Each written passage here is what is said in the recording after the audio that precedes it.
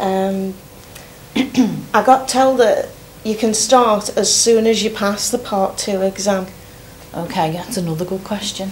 When you pass Part 2, after that, something called a training licence, or a training badge, whatever you want to call it. You have to do 40 hours on Part 3 before you're allowed to go on a training licence. Okay? This is why some companies will rush those 40 hours to get you on the training licence.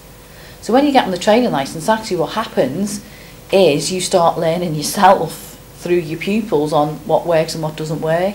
So you actually start training yourself. However, your pupils will not know if you've said something wrong or done something wrong. An examiner will.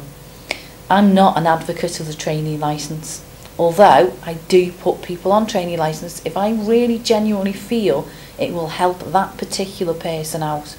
There is a large company at the moment, and they're advertising on their website right now as we speak that you actually need a trainee licence before you get your full licence. And they're actually saying that people are failing because they're not going on a trainee licence.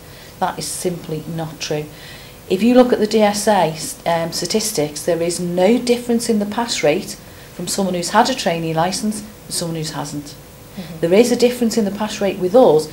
We've got more people through just doing, because if you've done 40 hours quality training, you shouldn't have to go on a trainee licence before you can go and take your test. We've had much better success rate with people who've just gone for the green badge or the actual full licence, and they've qualified.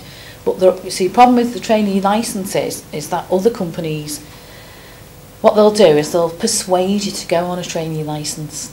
Okay, now what has to happen when you're on a trainee licence, you have to be franchised to a school. So if it was my school, Insight2Drive for example, I could just say, right, I'll take a load of trainees on. I am now guaranteed 6 months franchise from you, whether you pass or not as an instructor. So then I might persuade you to apply for a second trainee licence. Just write a nice letter to the DSA. They give you a second one which lasts another 6 months. So I've got 12 months franchise guaranteed from you whether you pass or not.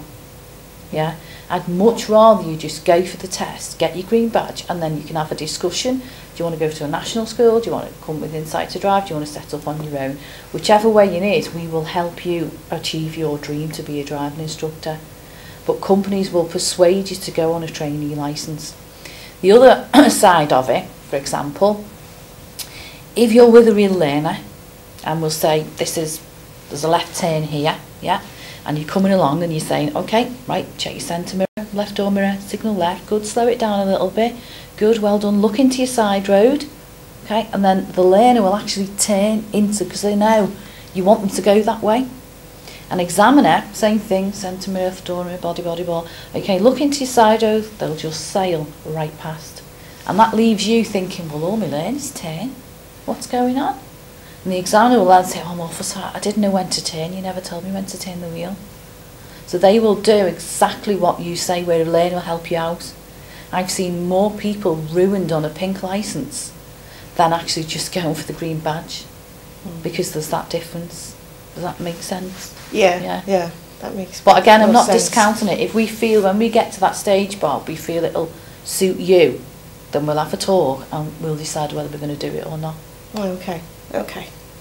Can I sit in on some of the lessons or watch a lesson that's happening? Of course you can, yeah. If I'm taking any learners out, then you're welcome to sit in on any of my lessons. And we do have a really, really good team of instructors here, and any of them will be quite happy for you to sit in the back of any of their lessons. Okay. So yeah. Okay. Thanks. What are the exams? Well, the exams, part one, as I said, is your theory is tested. You've got to pass both elements, your questions and your hazard perception together. Part two is your own driving's tested to a high standard. And then part three is your teaching ability. Part one, you can take as many times as you like, but obviously you're going to have to pay the fee each time. So it's far better to do the studying properly and just pass first time. Part two and three, you only get 3 attempts at these. Okay, so if you fail, most people, I've never had anybody fail part 2 3 times. I have had occasionally some people fail part 3 a couple of times, but of the 8 years or so I've done this, I can count how many have failed, and most of them have been what I call rescue work. So they've come from another company where they're on the last attempt, and to be frank, I don't have a magic wand, and it's been too little too late and they've not gone through. Have had, up to date anyway, one person who I would hold myself responsible for that failed part 3 times, and that's the only person I've ever had. But the pressure's on, obviously. Your first attempt, you fail. Your second attempt, your pressure is really on your third attempt. But I passed on my third attempt, part 3, so it can be done. Okay. Are they easy to pass? If you do the training, yeah. Definitely if you do the training, without a doubt. I mean, some people muck up the first attempt because they get themselves so wound up and so nervous about it all, they just muck it up the second attempt because they've been there, done that, think, okay, I know what it's about now, we'll actually pass. But again, each individual person is different, so we make sure we put in place different types of training to make sure that they pass. Okay. I've heard that part 3 is really hard. How hard is it? It isn't. Again, if you view it correctly, it's not that hard. It's only when, say for example, if you're with a trainer that keeps making you feel uncomfortable or makes you feel stupid, then when you get in the car with the examiner, you carry those feelings in with you. If you get a trainer that tells you, you must say this, you must do it this way, you've got to, you're not allowed to say that, you're not allowed to say it, that's absolutely wrong. You have to do it your way, and this is what we will try and teach you to do. We use modern coaching methods in our training, so we don't just give you a script, we don't just sit there and say, oh, you've got to say it this way. If you have a different way of saying something, so long as it's getting the message across to the pupil and you're getting a result, that's all that matters. So we actually help you develop yourself, your own personality as an instructor, so that you can actually do it your way. And because you're doing it your way, not trying to remember lines or what you should and shouldn't be saying, it becomes easy then, because you're just being you with the examiner. The only person in role is the examiner. But some training, you feel as if you're trying to play the role as well. Well, you just have to be you. So yeah. If I fail it, can I do it again? As I say, only 3 times. Yeah.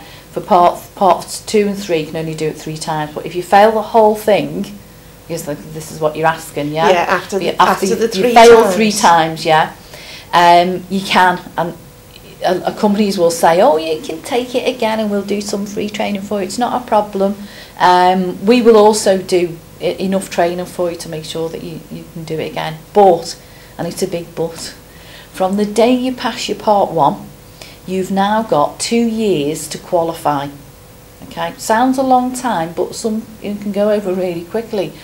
If you don't qualify within those 2 years, or you fail a third attempt, part 2 or 3, you can then start again, but you have to wait 2 years from the day you pass part 1. So if you rush all the training, say you started your training 1st of January 2010, and by September 2010, you'd failed 3 goes. You've now got to wait till the 1st of January 2012 before you can even register to start again. And that's the bit, because it's not. That's why, again, if you rush the training and fail 3 times, you've got a long wait. But if you pace it out, you might find you've only got 6 months or something like that to start again. So it is easy to start again, but there is that time element in that people don't, because what happens is they'll say, oh, we'll give you free training, don't worry. You go back 18 months later and say, oh, hi, it's me from Oops, oh, we can't fit you in this week, and we can't fit you in that week. And they just try and sort of make it quite awkward for you to get the training. But there are people that actually do go round again, and to be fair, they make fantastic instructors because they're so determined to get it. So, you know, the people do that. Okay. Good question.